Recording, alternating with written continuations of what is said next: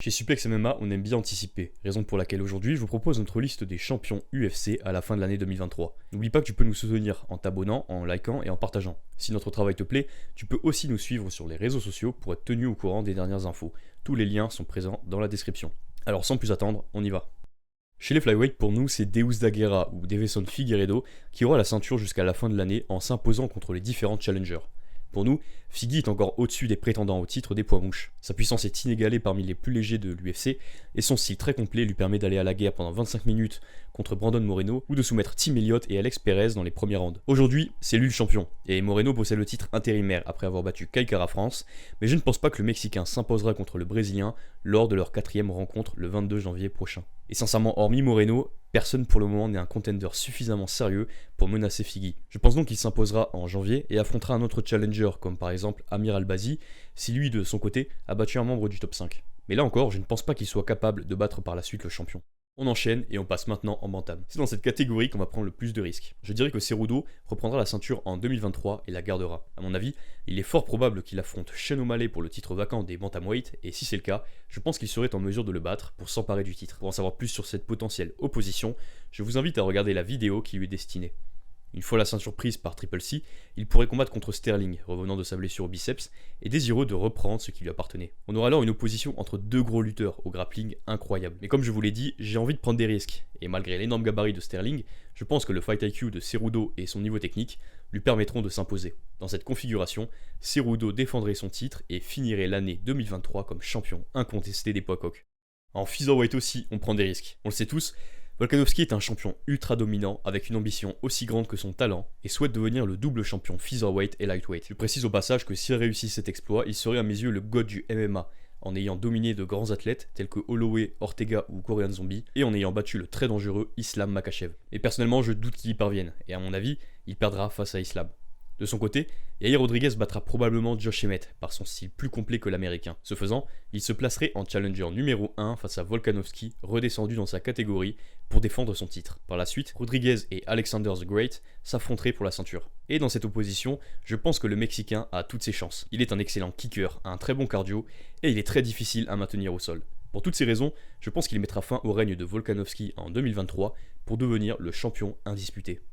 Chez les lightweights, ça ne surprendra personne, mais je pense que Islam Makhachev restera le champion. Il a tous les atouts pour le rester. Un physique hors norme, un grappling plus qu'effrayant, un bon pied-point et surtout, un coach extrêmement doué pour motiver ses combattants et leur préparer le game plan parfait. Depuis que Khabib est devenu champion, on a de cesse de voir des Dagestanais s'imposer parmi les meilleurs combattants des différentes catégories de l'UFC ou même dans d'autres organisations. Je pense donc que Islam battra Volkanovski le 12 février et affrontera par la suite un nouveau challenger qui sera déterminé par les prochains combats dans la catégorie. Nous pourrions voir Fiziev s'il bat Gaethje, Dariush ou encore Oliveira. Et même pourquoi pas Poirier qui a récemment battu Chandler par soumission. En clair, il y a du beau monde dans la catégorie. Et même si j'ai cité que des combattants particulièrement bons, je pense que Makhachev reste un cran au-dessus d'eux et personne, hormis peut-être Oliveira, n'a les armes nécessaires pour pouvoir s'imposer face aux Dagestanais.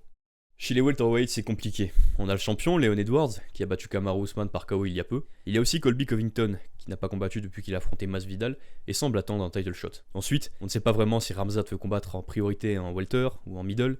Bref, chez les welter, il ne me facilite pas du tout la tâche. Le 18 mars prochain, Edwards défendra pour la première fois son titre face à Usman. Il est fort probable que le champion change, et à partir de là, soit Edwards retente sa chance pour le titre, et affronte pour la 3e fois le Nigérian, soit il est contraint par l'UFC de laisser sa place au gagnant du potentiel combat entre Covington et Chimaev. Vous l'aurez compris, c'est dur de donner un pronostic dans cette catégorie. C'est la raison pour laquelle j'en appelle aux plus avisés d'entre vous pour avoir votre avis sur le champion des poids welter en fin 2023 entre Khamzat, Colby, Usman, Edwards, Burns ou encore Belal Muhammad. En middleweight, à nos yeux, c'est Khamzat Chimaev qui s'emparera de la ceinture. Je pense en effet que Pereira devra affronter une fois de plus Adesanya pour défendre son titre. Et même si un rematch entre les deux hommes serait dur à pronostiquer, je donnerais tout de même le Brésilien favori et le verrais bien garder son titre après avoir battu le Nigérian. Suite à cela, on pourrait avoir un combat entre le champion Alex et le challenger Khamzat. Je pense que dans ce contexte, le Tchétchène aurait tout ce dont il a besoin pour en venir à bout de Pereira et devenir le champion des poids moyens. Par sa lutte, il dominerait selon moi le champion qui, comme on l'a vu, a beaucoup de lacunes dans ce milieu. On suit notre tour des catégories et on en vient au light heavyweight. Pour moi, Prochaska reviendra en fin d'année pour affronter le gagnant du combat entre Jamal Hill et Glover Teixeira. Je pense que le Brésilien dans son prochain combat fera parler son grappling et battra l'Américain en le dominant au sol. Une fois la ceinture reprise pour Teixeira, Jiri aura le title shot vers la fin de l'année pour confirmer que c'est lui le patron des lourds légers. En effet, même si le Tchèque fait quelques erreurs qui lui ont coûté cher dans le combat contre Teixeira, notamment une mauvaise gestion de son cardio ou des techniques certes belles, mais le forçant à concéder une position avantageuse au sol pour l'ancien champion, il parviendrait je pense à mieux gérer ce combat et finir Glover debout. En poids lourd, le champion sera français. Cyril Gane affronte en mars John Jones pour le titre vacant suite au départ de Francis de l'organisation. Là encore, pour plus d'informations, je vous renvoie à notre vidéo qui est dédiée. Battant Jones, Cyril deviendrait le roi indisputé des lourds et devrait défendre sa ceinture, soit contre Sergei Pavlovich, soit peut-être contre Thomas Pinal. Peu importe qui serait le prochain challenger, à l'heure actuelle, je ne vois personne qui est en mesure de s'imposer face au striking presque parfait de notre compatriote, mis à part Ngannou, mais comme on a dit précédemment, il s'en va de l'UFC. C'est pour cette raison que Cyril Gane sera, je pense, le champion des poids lourds en fin d'année 2023. Chez les Popeye catégorie féminine, je pense que Zhang Weili conservera sa ceinture. En effet, elle a récemment battu Carla Esparza et lui a pris la ceinture au passage, s'imposant comme la reine de la catégorie. Ces divisions étant un peu poreuses, je ne vois que Namajunas pour tenter de récupérer le titre à la chinoise. L'ayant battu déjà 2 fois, une par KO l'autre par décision, on se retrouve dans une configuration un peu étrange, dans laquelle la championne s'est déjà fait battre 2 fois par la numéro 2 de la catégorie. Et je pense que dans un troisième combat, Weili l'emporterait. En flyweight, Valentina Shevchenko restera championne. Tout peut arriver en MMA, mais je doute que cette championne très dominante perde son titre. L'espoir de voir un peu la ceinture tourner réside dans le fait que Manon Fiorot pourrait bien être la prochaine à espérer toucher cette ceinture. Et même s'il a de nombreuses armes qui peuvent lui permettre de rivaliser avec la championne, je doute qu'elle parvienne à s'imposer, même si, comme beaucoup, j'espère me tromper. Enfin, chez les bantams, la championne ne bougera pas non plus. Amanda Nunes est trop bien installée dans la catégorie et les challengers sont trop peu nombreux. Peut-être le prochain combat pour le titre se fera entre Pennington et Nunes, mais de toute façon, je ne pense pas que l'une d'entre elles soit en mesure de battre la championne.